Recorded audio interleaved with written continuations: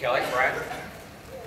That's, you know what, to be honest, a lot of that lies in the writer's room, and luckily we have an amazing writing staff, and honestly everybody's brain is sort of functioning on two levels when we're approaching that last run of the season, because the same thing happened last year, and we actually had two different episodes for the final episode because we weren't quite sure at a certain point, and everybody just, I don't know, it's just, they're incredible. The energy in there is really incredible, and they have figured it all out. It's all done. Like, we've just sort of thought about how we would end it if it's this year, and if not, then there's always more story. That's the beauty of it. And I would just add that the challenge isn't in stalling, because we never try to stall.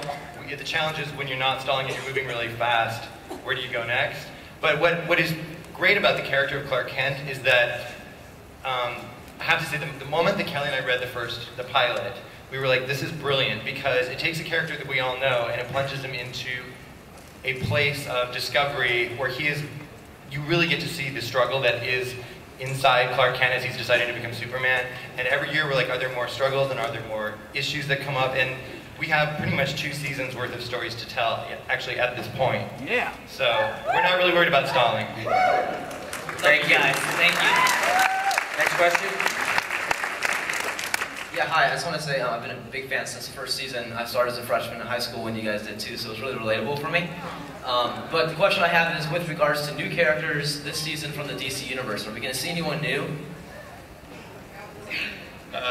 You'll be seeing John Corbin. You're going to see Metallo for the first 2 episodes, and we'll see about more. And then we have a couple we can't announce because we're waiting to announce them when we cast them, but you will also be seeing the return of Toyman. You'll be seeing Roulette. And so we have some fun stories coming up. Thanks again for you guys. Enjoy. Next question. Hi, my name is Tyler. This is my first time here at Comic-Con. Welcome. Thank you. Oh, and my question is, are we going to be seeing more of Green Arrow in this season? Yeah, a little bit more, I think. A lot more. Yeah, a lot more, yeah. It'll be good.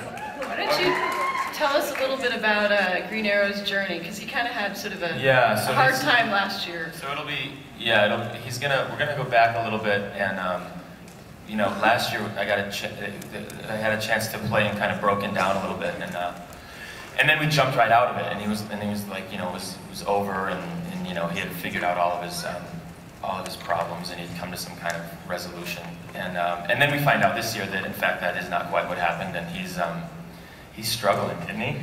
He's really, really struggling. So, and that's going to go on for a while, I guess, right? And you know more about it than I do, so go ahead. In the first 8 episodes, we're going to see him hit rock bottom, and we'll see what happens then. Yeah. Would you guys want to see more Green Arrow? Yeah! Thank you. Next question. Hi guys, Hi. my name's Danielle. Okay, so I have a question for the whole panel. So, how is it that you guys get into character every show and every season that you guys do? And Justin and Tom, you both can stare at me as long as you want. Just drinking. Just a lot of drinking. And, no. Is it like really hard for you guys to get into characters? Let's just start down here at this end. Justin, you want to talk about how you to get into character? Yeah. Yeah. You know, boy, I'm sure the process is different for everybody, and I'm sure that I know personally, it depends on what I'm doing in that particular day or in that episode or that scene or whatever. So my process starts from reading the script, obviously, and then I read the script for the story, and then I read the script for the character, and then I keep rereading it. But it really depends on what you're doing. I mean, if you're playing the Green Arrow superhero guy, or if you're doing, you could be, you know, fighting. It could be a love scene. You never know. So for me, the process is always different. Erica? The same, different, whatever. You stole my answer, but yeah, I am not unlike Lois in the fact that my brain kind of goes, and my castmates have to be very, very patient with me to kind of get me to settle down. But depending on what I'm doing is how I affect how I do something and do a scene. But what I love is that we all kind of work together and try to find the truth of it and just be really, really open with each other and tell the story and take what the writers gave us and make something real. Tom? Kelly, how do you get a character? Yeah. Oh boy, I have to start at 5 o'clock in the morning.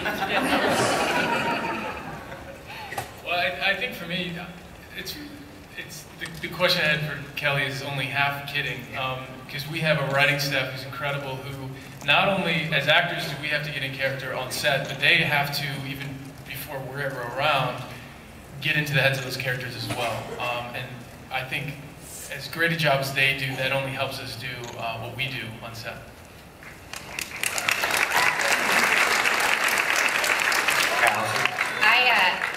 I'm a super collaborative person, and so when I work, usually the best way that I get into character is really working with my fellow actors and the directors. So I have been known to pull Tom aside and have lengthy discussions about the scene and what it is that we're trying to say and how it relates to what's going on for me personally or globally or whatever. And I like looking at things from a kind of macrocosmic level, so I really like looking at our show and relating it to what's going on in the world, and that really helps me kind of get my brain going and get excited about what we're doing and what we're saying and the stories that we're trying to relay to our audiences. The character is so, I've been playing her for so long, so really it's just a matter of putting the words in my mouth and she's there. But I like to know that there's more to the show than just a story about a boy on a farm, and I utilize the people that I work with to kind of strengthen that and make it bigger. Cassidy? Tess is a lot different than I am, and so I had to sometimes I'll sit and I'll read a script and I'll think, what would Tess do in this situation?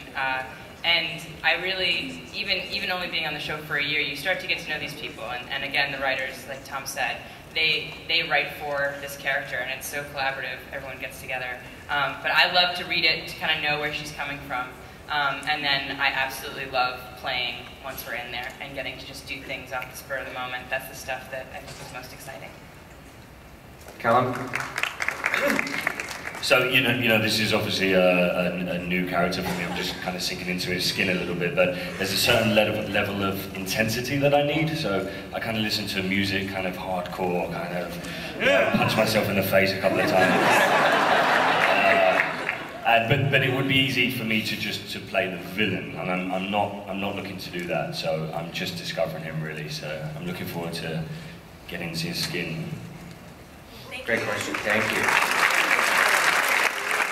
And for those of you wondering how I get into character, I just make it up. Your question. Hi, my name is Tessa. My question is, if Lex isn't gone, is there any possibility of Jimmy coming back? The Jimmy. Oh, boy's dead. Yeah. It's full. It's full. You want to keep it secret? No, you know what? We have to say, Aaron Ashmore was one of the greatest actors to work with. We love him. You know, but the show has always had a history of trying to line up with the mythology. So that's, you know, what we always kind of knew, because he wasn't the right age as with the mythology. But, you know, it's Smallville, and strange days happen, and you never know. But we love him, and we were so happy to be able to work with him. And as we all know from comics, dead is dead. Hi, my name is Maestro. Hi. This question's for Cassidy. I wanted to know what personal experiences or attributes do you use to help build the character of Mercy? What personal attributes? It's funny that you say that, because people meet me and they're like, you're so bubbly and like not evil and angry and killing people. And I say, why thank you, but you don't really know me. The part of her that I actually pull from myself the most, I would say, is her strength and her inability really to not do that which her heart asks her to do, even if it means that it might hurt other people. Not always the most beautiful part of oneself, but a passionate part of oneself, and I like that about her character, and I think I like it because I like it about myself. That's an excellent superpower. Arigatou gozaimasu. Gracias. This